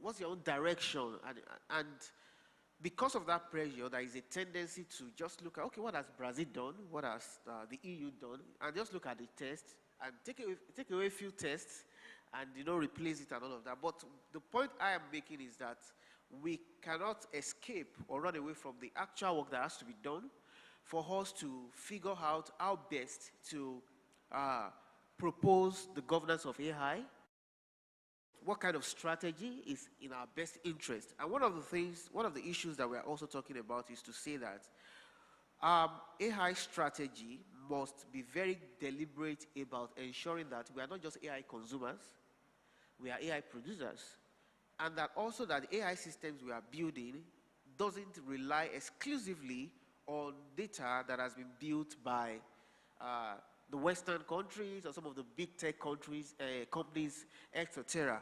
We have to be able to tell, or even in cases whereby we are relying on AI models that are built by some of these big countries, they must be able to be open and transparent for us to interrogate the models, the data that is feeding into the system, to be ensure that it is really, really reflecting our experience and our reality as Africans.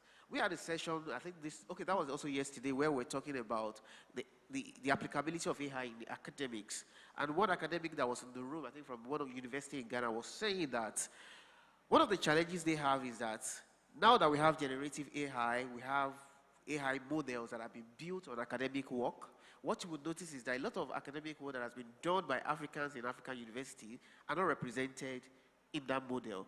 So it's difficult for you to find resources from African universities because those resources are still lying in some library, in their physical copy, and all of that. So as Africans, I do think that we have a responsibility to be very deliberate about building models, building systems that speaks to our reality. And the way to do that is to ensure that our strategy clearly communicates that.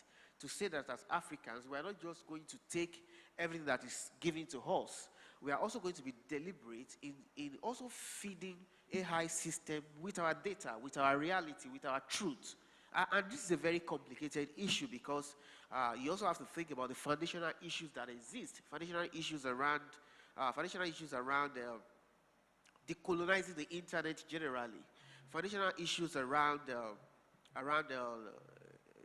data governance on the continent, foundational issues around how we, even in the first place, create an ecosystem that supports, you know, the development of AI technology on the continent. All of those issues are lacking. And I do think that it is okay for our strategy to speak to those issues. Our strategy does not need, I mean, we don't necessarily have to have a strategy that wants to say the kind of things that is being said in the EU, or the kind of things that is being said in Brazil, or the kind of things that is being said elsewhere. We can have a strategy, even though it's called an AI strategy, it is okay for our AI strategy to speak to our digital inclusion challenges, because we'll never be able to use AI effectively if you don't address those problems, if you don't, you know, contextualize those problems into our strategy. So what I'm saying in essence is that there is a need on our part as Africans, and you know, speaking to what I think should be an African reality in this conversation, our strategy must reflect our realities. So whether we are looking at Rwanda, because these are some of the countries that have come out to say, okay, we're working on a strategy. Rwanda, Kenya, Nigeria, South Africa. I think we all need to go back to the strategies we are working on to begin to contextualize our reality, to begin to contextualize what the state of digital inclusion is in those strategies, and how we intend to address those problems, and how they are going to feed into how we are going to approach AI. I have read a number of strategies in Africa in terms of strategy that has been developed by national government, and what I have seen, the pattern I have seen is that many of these strategies are just trying to play along with what is happening, what we think is happening globally.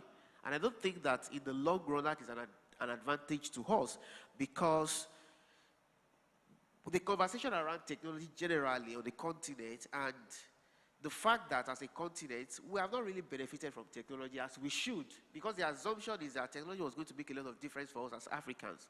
But we have not really been able to leverage that, because the kind of model or the governance models that we have is such that we just consume the technology. The resource, the profits that are made from even the technology we consume in Africa is repatriated elsewhere. So we are not really benefiting as much as we should. So what can we do differently when we engage AI issues to ensure that the AI system that will be deployed in different sectors of our economy, and they are already being deployed, whether you're talking about policing, talking about immigration, border control, this system are already being deployed. To what extent does it even benefit us as a people that this system has been deployed? Are we going to continue in a system whereby these are all just products that we buy off the shelf to meet our needs? Or are we going to move beyond that to say that those products that are meeting our needs have to also have maybe some elements of local content to ensure that the profit generated from adoption of this, whether in the education system, in the private sector, etc., a significant of that value chain is retained on the continent. A significant, you know, amount of the factors of production is generated internally, is generated in our cities, in our countries, so that we can say that AI revolution is to an advantage for us and not to a disadvantage. Because if care is not taken, it's just going to be like the previous revolution, in which case, of course, we are all using phones, we are all using the internet, we are all doing stuff on the internet, but we do know for a fact that when it comes to the benefit of this technology, it is totally, the gains to us is totally insignificant as a people, as a nation. Even in terms of our tech ecosystem, some of the biggest success stories that we talk about in Africa, it's not really to the benefits of Africa. So you just have an African name on it. At the end of the day, the real resourcefulness, the real profit is going to Silicon Valley, it's going to somewhere else in Europe and all of that. So I do think that as Africans, we need to be very deliberate about some of this conversation, so that we don't just end up as another, so that AI adoption on the continent doesn't just end up as another technology we are consuming, but as something that helps us to address some of our issues around inclusion, around poverty, hunger, unemployment, etc. Thank you.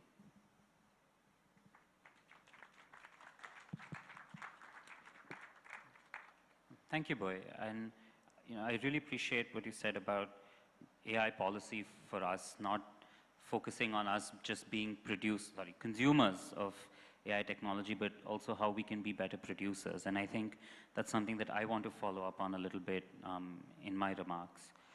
But quickly, as in terms of an introduction, hi everyone, I'm Vinay. I am a senior manager at Apti Institute.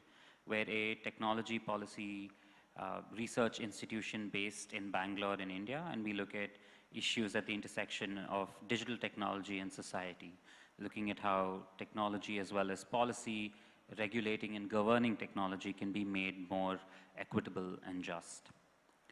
Following on a little bit from what Boy said about the notion of, a lot of our AI policy really moving away from the notion of the Global South being consumers really of AI technologies and thinking about, production. I think there's a big role that Global South nations already play in the production of AI technologies itself. And I think it helps to maybe take a step back and think about the whole value chain of AI.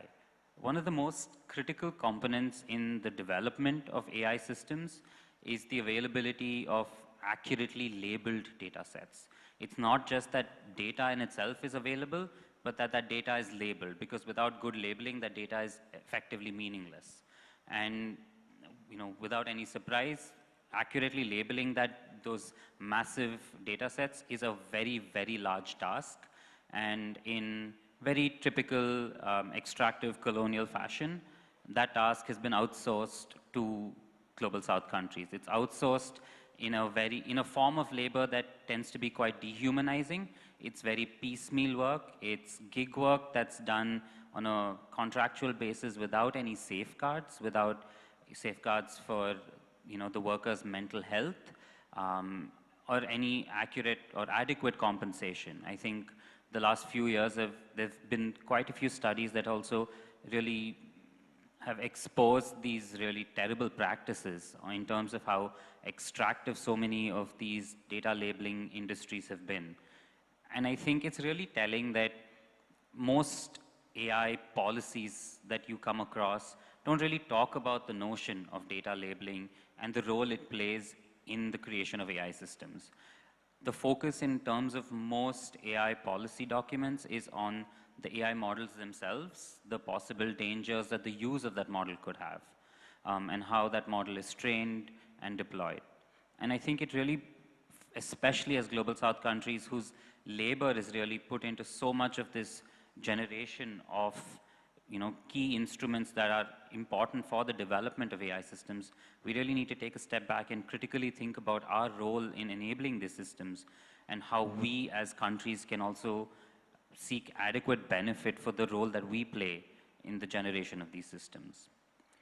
Relatedly, there's the other point that I think that often tends to go a little ignored when thinking about AI governance, and it always helps for me to look at it as a value chain perspective, is the availability of resources in general. I think it's not necessarily new to know that AI is extremely, extremely intensive in terms of the compute power that's required to train and deploy some of these models. And then there's now a question of who has the ability to actually access the necessary raw materials and the basic, I think, supporting infrastructure that you need to train these models. I think the supply chain delays caused due to COVID and the evergreen being stuck for so long have really displayed to us just how reliant we are on semiconductors more generally. And I think especially in AI development, this is a massive, massive problem. But what's concerning is that policy for AI regulation often ignores this. Simply, and especially as CSOs, given our focus on human rights, our focus on preventing bias and discrimination, on being more inclusive, this is not necessarily something that we often think about. But when we do talk about the power of AI, and AI is often spoken about as almost a watershed moment when we talk about digital technologies, given the sheer power that AI has. But similar to the way that the internet was seen as this big vehicle for democratizing access, which I don't think we've really accurately seen yet. I think if we want AI to also be that, we need to start considering these, especially in our policy and in our regulation.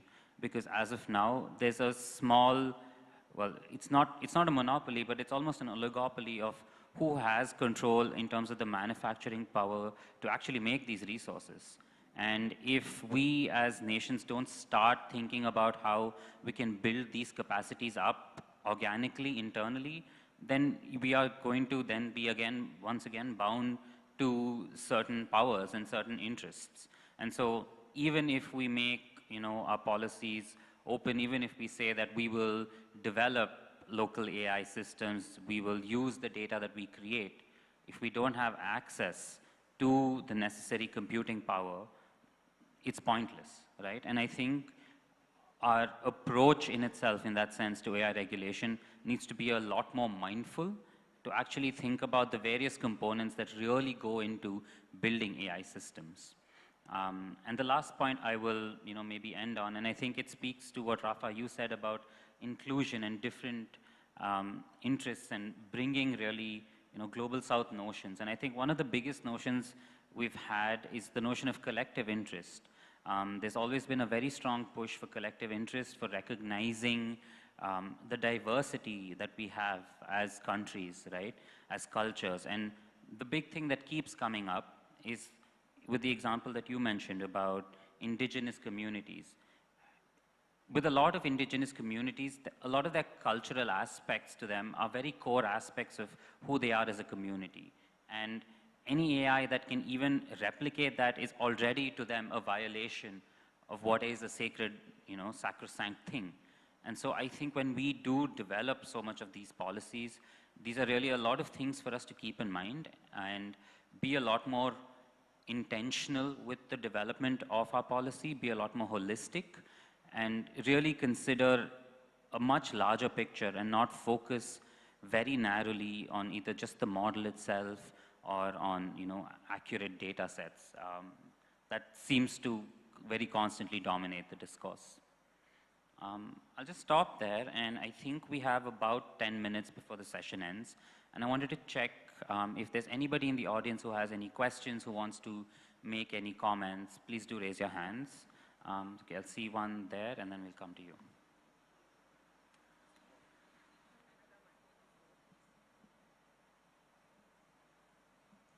Thank you.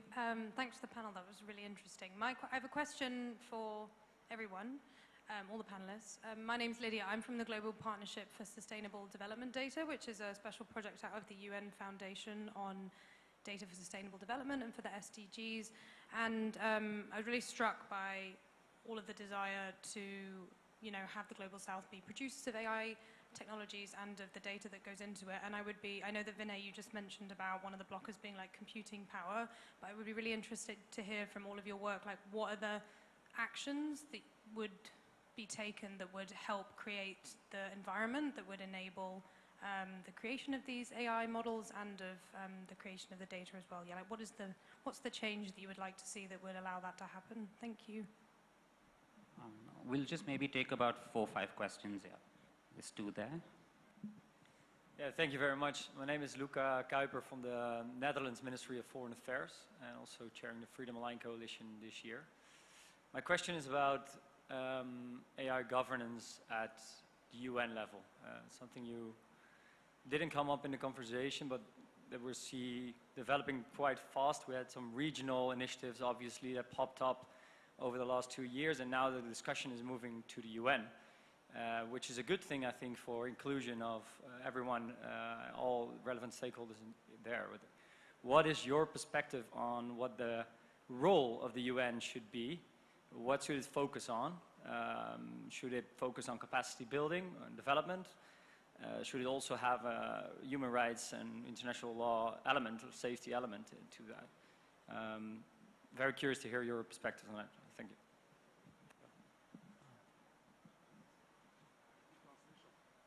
I don't think it's on, sorry.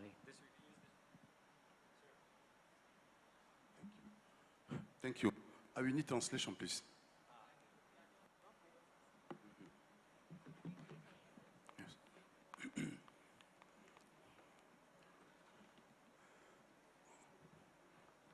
OK. Merci beaucoup aux intervenants. Je suis Avis Momeni du Cameroun. L'intelligence artificielle s'impose en Afrique. Nous sommes en Afrique. Alors, l'Afrique a des problèmes existentiels qui sont des priorités, n'est-ce pas, pour elle. Alors, je voudrais savoir en quoi l'intelligence artificielle peut contribuer, par exemple, à l'emploi des jeunes qui actuellement n'ont pas, qui sortent des écoles et qui n'ont pas de travail. Merci. Is it okay?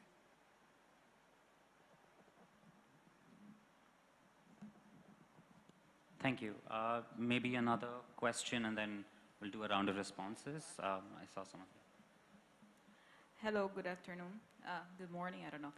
I'm Beatrice Bonami. I'm with the German Coalition on a program for decolonial AI, and I am coordinating this chapter, which is with African countries. I am Brazilian. So you mentioned many crucial points that addressing first data governance, which I think is a crucial point inside AI governance, and then cosmodiversity in the sense of also accommodating non-Western views around regulations and regulations that go along with global trends. In my understanding, regulations must be responsive to countries' challenges, and we're seeing now many regulations and acts and documents that are popping up, and I question myself in a critical view how responsive these documents actually are, in the sense that I do understand that they have a pragmatical layer, which is like putting in practice, but I also question how are these documents addressing countries and regions' actual challenges, and if even the technical community is being addressed and bridged with these regulations, because in the end, it lies with them, right? The algorithm creation and coding and so on. And AI, it's leveraging resources from natural resources to human labor. And when you mentioned decolonization of artificial intelligence, I think it's not only like a need or a statement of countries that have faced colonization processes, so they want to have a response to their own history, but it might even be an answer. Like maybe a non-Western view of AI must be a sustainable, might be a sustainable answer for AI in general, because it might not be a sustainable future enterprise. It's consuming so much of our resources. And I want to know, like, do you feel like the regulations are addressing this? Like, this is strategic foresight with AI? Because I sometimes think they are so much more responsive to the problems that are happening now. Like, this thing happened, so let's make a regulation to solve this. Do you feel that the regulations are addressing future trends and these also panorama with resources? And if they're being responsive, if they're being applied also with the technical community, and how are they being communicated in minority languages to address also the inclusion of diversity of non-Western views? Sorry for the long question. I have so many questions. Thank you. I know there's a few more questions. We'll just maybe do a round of responses and then come back. Fernanda, do you? I just want to check how many other questions there are. If there's only maybe one, then we can take that. Anyone else with a question? Okay, there's just one. So can we just have that question, please? And then we can end with that.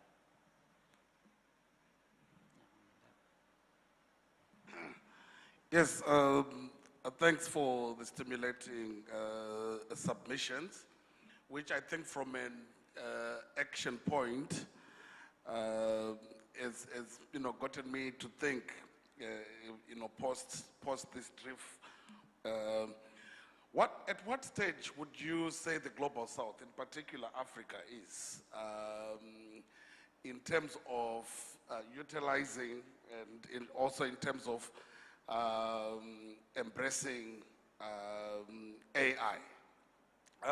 I ask this because from the submissions, you seem to be indicating that we are at a stage where we are still, battling with accessibility to the internet, for example. We are still battling to fully embrace the technology. So at what stage, to the point that should we even be pitching the conversation for the Global South and Africa in particular around regulating AI, around regulating something perhaps which is not within our control yet, or perhaps something that we are not producing. And then just lastly, to what extent should perhaps this conversation take place at an integrated level than just in-country? It's good to have in-country strategies, but would we be able to push back on a huge elephant such as this one? Thanks. Thank you. Fernanda, and please, so we have about 5 questions which have questions within themselves, so please feel free to answer how many of them you want to. Thank you. Thank you for the questions. I think I will pass for some points that all of you brought us related to actions that we need take. I think one point related to infrastructure or sustainability make us in a position that we need to decide, as Boy brought, what is the intention behind the development of these technologies. Because we have one planet with limited resources, so we need to choose. And when we think about governance of this data, for example, and we think about Elon Musk and the presence of Elon Musk in developing different technologies and support, for example, internet connection in Amazon at this moment, we are thinking about not only state power, but individuals' power. And these kind of individuals put us in difficult positions. So I think one of the directions that we need is the collaboration between South-South. It's not possible to face this without enforce our governments, our relationship between Latin America region or African region or different regions together, because our context and the fragile democracies in some cases is part of our history, and we need to be together to face it. Yesterday, for example, we had a session about content moderation in Portuguese, and it was the first time that people from Angola, Mozambique, and Brazil were talking about the challenges that we face. And we need to have more conversation, not only between civil society organizations, but multi-stakeholders conversation. And we need to use the brands that we have in our countries, the scientists that we have. And if there is countries as Brazil that have more infrastructure, for example, how we can think this responsibility of Brazil, for example, in start and push other countries together. I think at this moment with Lula government and the intention of the president to have a regulation of AI in Brazil this year, and the presence of Brazil in G20, and next year in South Africa, put us in a moment to decide together how we will conduct this conversation and how we can stop global north in direction of our data.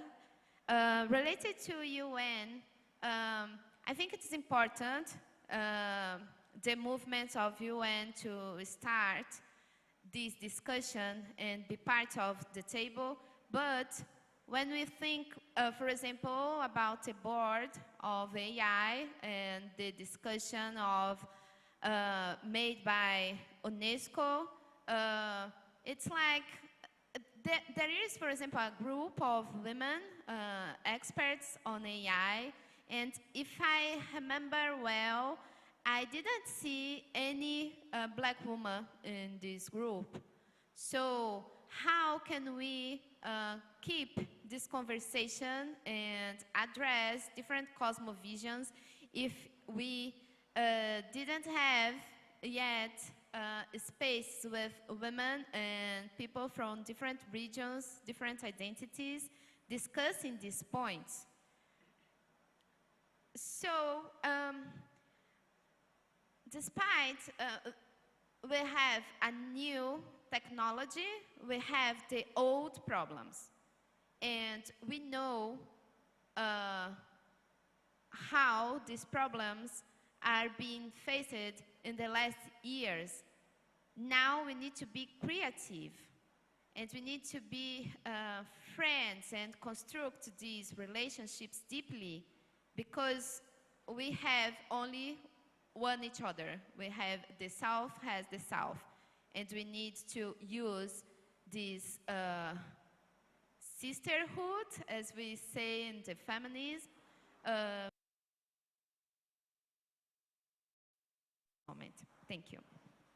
Rafa, and just in interest of time, if I could ask you to limit it to about 3 minutes. Sure. Thank you. I'll be very short. Also to open dialogue with Lucas and Beatriz and others who are here, but I'll try to be very fast. So Lucas, regarding your great question on UN governance, should be focused on human rights or traditional development approaches. I think the Latin American approach has been both always. We never separated human rights from development, and I think should not be binary. I also believe it's a good approach that UN advances AI governance. And I truly believe that if you're able to develop something like IPCC panels, not only with scientific experts, but also with traditional leaders, indigenous leaders and others from the Global South participating in the conversation about the values of AI in this panel, this could be really valuable to redefine the normative goals. I also think, answering Beatriz, are those documents somehow concerned about the potential future consequences and the non-Western epistemology? And my answer is very simple. No, they're not. They're completely not. So there's a tremendous work to be done on redefining that. And sorry? I think they can be. Yeah, I think they can be. But it involves tremendous work on making those voices to be on the front stage, and also to actively involve them in the production of data. So I'll give you one example from the University of São Paulo. One of our colleagues from University of São Paulo, he's working with Guaranese communities in São Paulo. São Paulo still has indigenous people living in the south. And he's putting all the oral tradition of the Guarani people into data sets, and he's involving the Guaranese people in the data labeling by themselves. So there's no expert doing the data labeling. All the processes of data labeling are done by the indigenous people, by their own values. So it's a very radical approach on how to be inclusive in the data set trainings on AI. And this is tremendous work. It needs a lot of resources and projects and so on. The last thing is about, are we too soon to regulate? This is a traditional question that we have in Brazil. Are we too soon to regulate? Should only we foster, I don't know, industrial policies and strategies and so on? And my answer is, depends on what we think about regulation. Because if we think about that regulation could be, for instance, defining collectively licensing schemes for agriculture, so farmers can collectively bargain on the value of the data of agriculture that will be extracted by private firms when they are training the data sets. And there are a lot of thinkers doing that, like Roberto Mangabeira Unger from Harvard, or Glenn Weil, or Eric Posner, and others thinking about collective licensing. This is tremendously powerful to redefine power relations in legal terms. And also you can impose mandatory equality in data sets as a regulation approach. So a country can only operate in Brazil if it can demonstrate that it is responsive to the diversity of people in Brazil, and the technical community inside the firm, those data scientists, they can demonstrate that they run tests before to be responsive to this diversity. This is regulation, and it even generates jobs, because probably this big tech firm will come to Brazil and say, well, I need good data scientists in Brazil, or I need a team to hire, and this develops jobs. And finally, AI regulation is also about protecting some type of data that must not be open. And this is the case of health data in Brazil. Brazil has the biggest health system in the world, built in the 80s. It's public, open for all.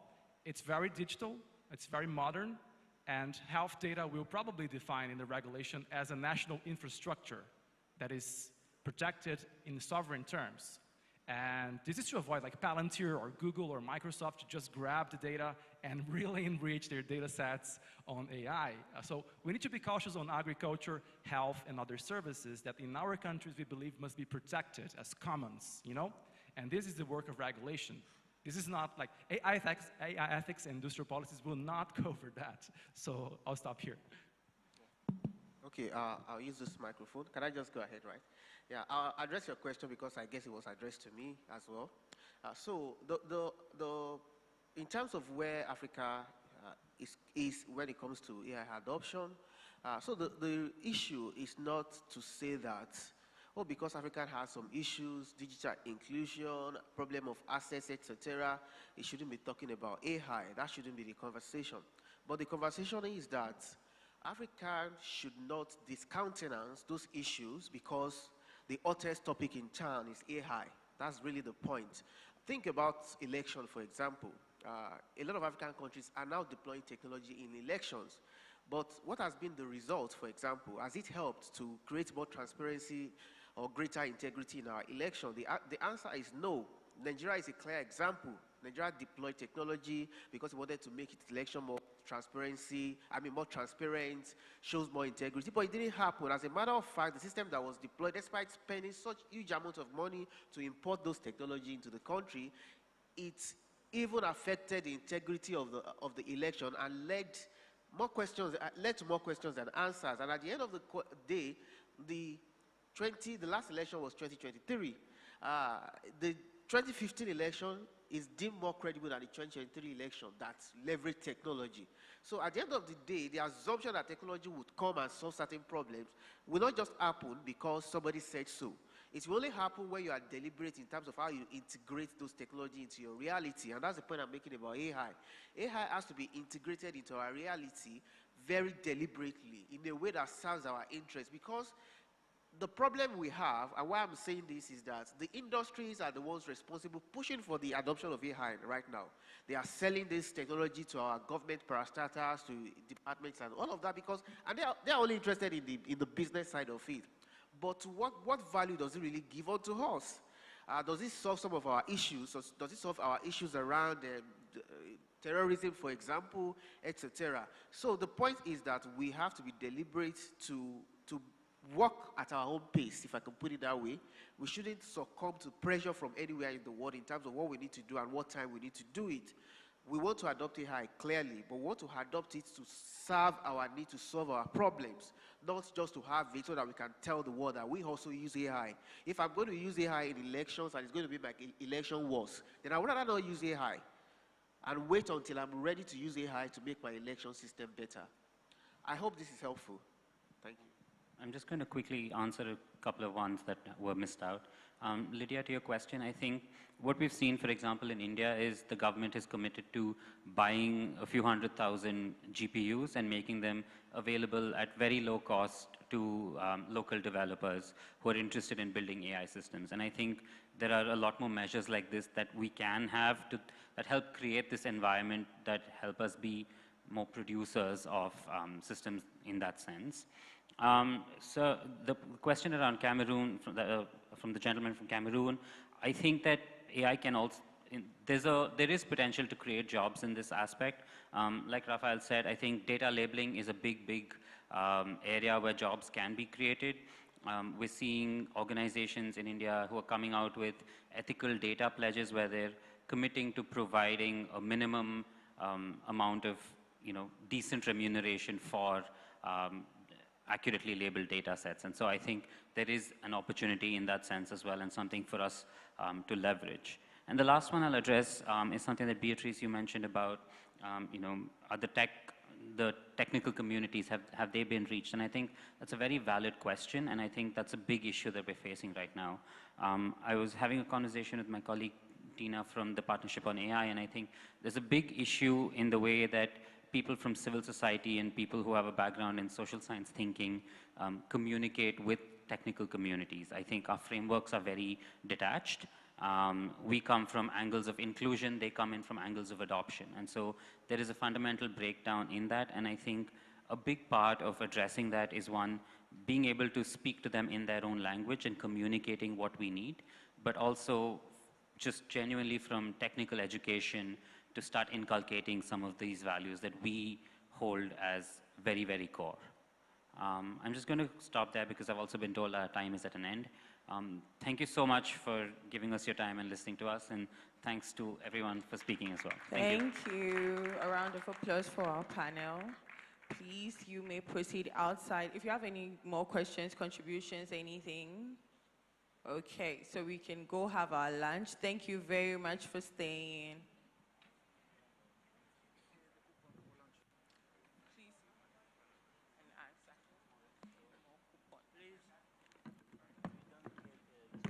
You weren't in my session room, so I've given